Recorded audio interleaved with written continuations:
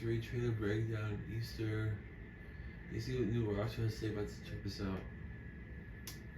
Welcome back to New Rockstars. I'm Eric Boss. In The Mandalorian Season 3 just released a new trailer ahead of the season premiere on March 1st. And brace yourselves for more Order 66 trauma. But, you know, hey, lightsabers, multicolored armor sets, the Star Wars loved by fans who like to wait in line by Toys the Galaxy's Edge is back! I'm going to break down this trailer frame by frame for all the details that you might have missed and catch you up on where we last saw these characters from The Mandalorian Season 2 and the Book of Boba Fett, because let's be honest, those two episodes of Book of Boba Fett were really Mandalorian Season 2.5. Not that we complain. Also, a reminder to subscribe to our new channel, The Deep Dive, that's going to launch February 17th, in which every week I will be digging even deeper into stuff like Everything Everywhere All at Once with a more pointed focus, while I continue to break down Easter eggs here on New Rockstars. Let's get started with this trailer. Our people are scattered, like stars in the galaxy. What are we? What do we stand for? We open up with composer Ludwig Göransson's piercing flute. In universe, the Mandalorian flute is the best band, but for the show's music, Göransson uses a recorder. A better recorder than the crap that we used to play in elementary school. We see a group of 7 Mandalorian armored figures hiking across a rocky desert terrain that looks a lot like Arizona or Utah, or the volume's impression of them. Actually, if we look closely through the haze, leading them appears to be Bo-Katan, with Din Djarin to the left of her. But there are even more Mandos than this magnificent 7, ones with a variety of colorful mismatched armor. There's a shot of 4 of them thumping their armor in unison, followed by a shot of a red and white armored one with a rifle and jetpack, turning back toward a red and teal plated Mandalorian with an interesting signet on his shoulder, maybe a wolf like the Loth Wolf, and behind him a tan and green helmeted thick boy, and then a 4th blue helmeted one in the background on the right. And in this shot we saw the D23 trailer of Din Djarin stepping past 3 more. There are 2 white helmeted ones and then another orange helmeted one. The white helmets could be part of the Night Owls, who do have thinner, more angled helmets with the visors and more of that avian Y shape than the classic Mandalorian T shape. All in all, we are just seeing a lot more than 7 Mandalorians across all these shots. So this group of 7 in the distance may be Bo-Katan leading Din Djarin and her other remaining Night Owl group, including Koska Reeves and Axe Woves, whom we met alongside Bo-Katan in Season 2 on the planet Trask, and then some others, like the white helmeted ones, all on a hike to meet up with a bigger group of Mandalorians from various other clans who have been scattered across the galaxy like stars. Now remember, in Book of Boba Fett Episode 5, the armorer shared her perspective of the history of Bo-Katan after Bo-Katan wielded the Darksaber at the end of Rebels, when she hoped to reunite the scattered Mandalorian clans under her rule and retake the planet of Mandalore, but failed, because, according to the armorer, the Darksaber was not won by combat, and that brought a curse upon Bo-Katan's house. Bo-Katan Kryze was born of a mighty house, but they lost sight of the way, for rule ended in tragedy. They lost their way, and we lost our world. Had our sect not been cloistered on the moon of Concordia, we would have not survived the Great Purge. So, I think what's really going on here is that Din Djarin and Bo-Katan have called a Congress of Representatives from all surviving Mandalorian clans, gathering them on Concordia. Concordia does have a terrain that looks kind of like this. Their goal is to try to organize all the Mandalorians into some unified body, and then maybe to democratically select a new leader, create a new system of government. But, you know, since these are Mandalorians, I assume it'll just devolve into partisan bickering, because Mandalorians like to solve their problems by fighting. Now, back in the Book of Boba Fett, Din Djarin told the armorer that he would next go to Mandalore to be forgiven for his transgressions. Remember, that transgression was removing his helmet. His clan never ever does that. And she said that he would have to go to the living waters beneath the mines of Mandalore. Also a reminder that things did end frosty between Din Djarin and Bo-Katan after Din won that Darksaber in combat from Moff Gideon in the Mandalorian Season 2 finale, which really complicated Bo-Katan's goal to redeem her humiliation among all the other Mandalorians. And now it kind of sounds like Din Djarin is stepping up as that presumed leader. He says, "Our people are scattered like stars in the galaxy. What are we? What do we stand for?" It sounds like our man is speechifying. He's appealing to all these scattered Mandalorians to rediscover a common culture and creed. You know, as much as I love the mystery of Grogu on the show is called The Mandalorian, and that to me is the strongest thematic undercurrent of the series. Let's move on to the next section. Being a Mandalorian is not just learning about how to fight. You also have to know how to navigate the galaxy.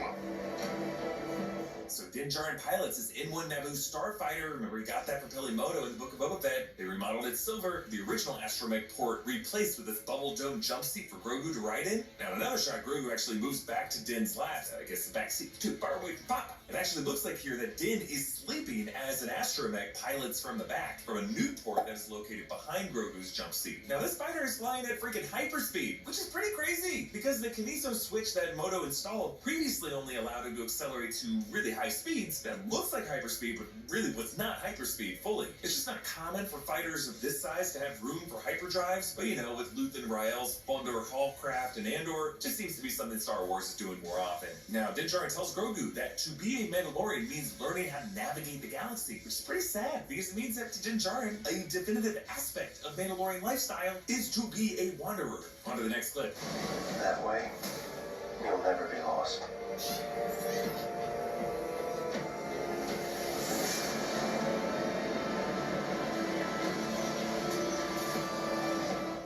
N1 starfighter lands back on Navarro, and Navarro has dramatically developed, both in terms of cleaning up the structure following Imperial occupation, but with new, more vertical structures building up. There's yellow flags flapping in the breeze, so Navarro is less of a town of bounty hunters getting drunk, and now a place with more of a cultural identity. The gate that they land by is no longer crumbling, and we see a good old Kowakian monkey lizard, and now the Kowakian monkey lizards just hang out in the trees. Remember in season 1, they roasted these poor things on spits. Now this little guy must be a mix of VFX, because it totally maintains its Salacious B crumb practical look, but it's like removed from any place a puppet hand could be. They probably marionetted it with sticks, and then they painted out those marionette sticks in post-production. And notice how Grogu has a much sleeker new bassinet. It comes with a headlight, and it looks more heavily armored. And behind him in the distance follows a very confused-looking R5-D4. That's the red-plated astromech droid originally from A New Hope. That's one with a bad motivator. He showed back up in Pelimoto's shop, and now serves as Din Djarin's astromech. And why? I wouldn't trust this busted dumbass to be my DD. Hey! Great Karga is now the magistrate of Navarro and seems to have Steve Harvey's wardrobe budget. He and Din Djarin shake hands at the foot of the IG-11 statue that stands in the town square ever since he sacrificed himself to save them in season 1. Notice how that statue props his foot on, what is that? Yep, that is the helmet of a stormtrooper. Din and Grogu pilot through a rainy atmosphere, perhaps making their descent to the ruins of Mandalore or wherever Bo-Katan is, because later we see Mando in the throne room where Bo-Katan sits in the previous trailer, and his helmet is covered in raindrops there. It's also possible that they're approaching the rainy Camino planet to investigate Pershing's cloning operation. Not really sure. It rains on lots of planets, not just on Camino. But hey, you know what time it is? Bam! It's Geology time! Geology is a 16-time award-winning personalized skincare company recognized in Hypebeast, Birdie, Men's Health, Esquire, and Ask Men grooming awards with over 6,000 5-star reviews, and now they offer products for whatever you need. Just take a quick 30-second diagnostic quiz, and Geology figures out your routine for you. Geology creates simple and effective skincare and hair care routines customized just for you, with ingredients that are proven to work no matter what you're trying to take care of. For hair care, use Geology's Co-Wash. It's a specially formulated cream cleanser that removes buildup and cleanses hair without the harsh ingredients of typical shampoo. Geology also has body washes that are free of harsh ingredients, smell great, and are refillable. For skincare, Geology can protect your skin from environmental stress with vitamin C plus E ferulic serum to keep your skin looking young and healthy, and then a bit of dermatologist-tested aluminum-free deodorant. Right now, for a limited time, Geology is hooking our viewers up with an absolutely insane offer. If you use the code ROCKSTAR70, they will give you an additional 70% off their award-winning skincare trial set. We did the math, and that's 5 products for just $15.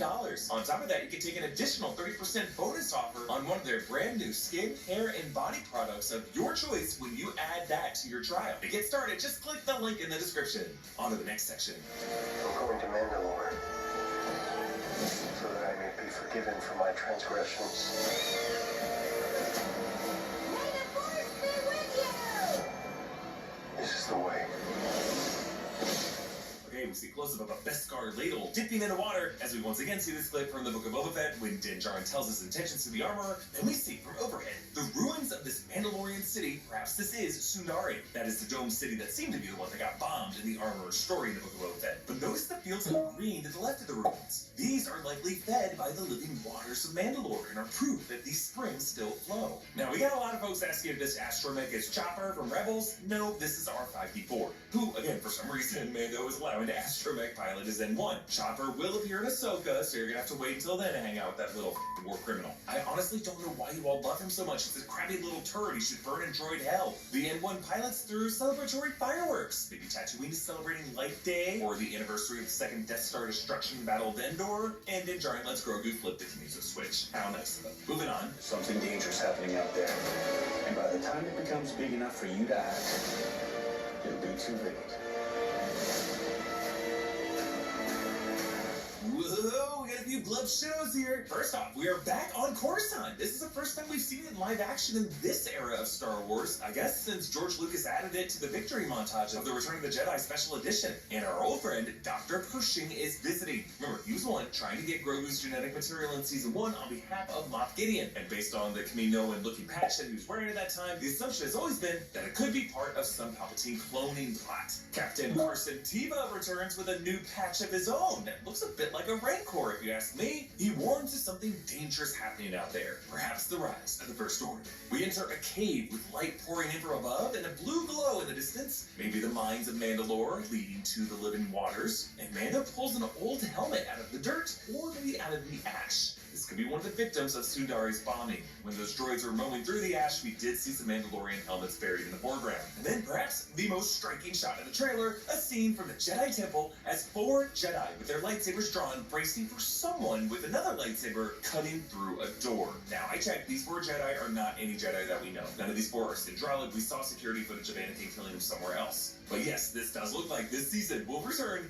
again, tragically, to the night of Order 66. Making this the likeliest person to be cutting through the door, probably Mr. Anakin. However, this could end up being a fake out, because notice this is from a low angle. We are seeing this from Grogu's point of view, just like in that flashback of the Book of Boba Fett. So if Anakin/Vader accessed a chamber where Grogu was, none of them would have made it out alive, including Grogu. I just highly doubt that Anakin ever knew Grogu existed. It would just open up too many plot holes. So rather, I think this scene is going to make us think that it's Vader, but when those doors open, it will be Grogu's long, mysterious rescuer. Many a fan theory has been hoping it is Mace Windu, whom fans hope survived that fall from Palpatine's quarters, but I think the likelier option, based on him being mentioned in Obi-Wan Kenobi last year, is Quinlan Vos. Quinlan not only survived Order 66, he joined the path of Jedi refugees that Obi-Wan met up with, and Quinlan Vos continued to aid this group. Just sounds like the kind of thing that Grogu could have benefited from. And please, can it be a Vos who saved Grogu? But I also like the theory that this Jedi Temple shot might not be from Order 66 at all, and instead could be an even further flashback to the older era when Jedi and Mandalorians were at war and the Darksaber was stolen from the Jedi Temple. Stolen or reclaimed, depending on a certain point of view.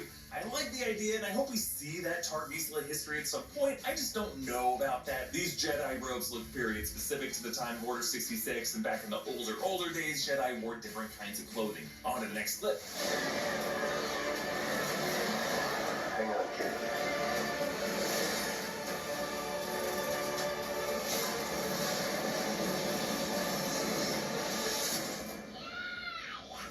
Looks like Din Djarin's gonna get mixed up in that chase. He's actually piloting a Mandalorian Gauntlet starfighter. He's fleeing a group of TIE interceptors. Now remember, these Gauntlet fighters were piloted by the Death Watch during the Clone Wars. And then we visit this droid bar that has a mix of astromech droids and, holy crap, separatists? B-1 battle droids? What the hell are these things still doing around at this point in history? I mean, I don't care, I love it, but it looks like this bar is droid exclusive. Like maybe it's of alcohol, they just kind of plug in and recharge. Maybe they power down just enough to take the edge off, make them forget how much they hate their kids. Then we see this group of blue armored Death Watch Mandalorians plunging from a dropship. I love the shot we saw in the celebration footage, we saw in the D23 trailer, and now it looks like they are attacking Navarro, or engaging in some kind of conflict that is set in Navarro, because that mound to the left of Paz Vizsla is the same base of the IG-11 statue with stormtrooper heads. It looks like the IG-11 part of the statue has been destroyed, because now only 2 pieces of rebar poke up. So what the hell did you do, Paz? But yeah, it looks like we're going to see some war break out between the 2 factions of the Mandalorian.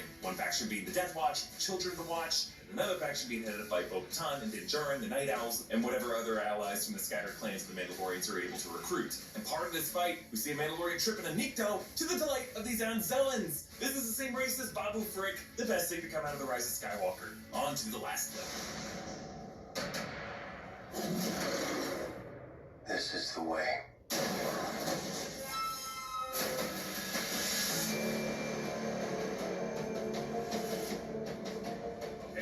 Grogu has been weaponizing the Force. And in this case, he's using a Force push on some kind of Wookiee-like species. I thought maybe this might be a Tals from Ordu Plutona in Clone Wars, but those things have more pear-shaped form, very differently shaped eyes. I don't know, this would just be a pretty serious anatomic readjustment on what we saw in Clone Wars. Also, this planet doesn't look cold enough for a Tals. Really, this just looks something from Ralph McQuarrie's concept art. Whoever this fella is, he carries a jade-colored blade, or a kind of axe, that falls out of his hand when Grogu tosses it backward. Overall, folks, this season looks really, really good. I think it's gonna be a season that lives up to the Mandalorian's name and premise. An arc that explores Mandalorian culture and history on a level that we haven't really seen yet. I cannot wait to break down every episode starting March 1st, right here on New Rockstars. A reminder, you should also subscribe to New Rockstars' new channel, The Deep Dive, launching February 17th, with deeper investigations from me every week. You can follow it on all socials at Deep Dive NR. You can follow me on Instagram and Twitter at EABoss. Follow New Rockstars, and subscribe to New Rockstars for breakdowns and theories of everything you love. Thanks for watching. Bye. I'm sure I like this video. Have a great night. See you guys. Bye. For watching this video.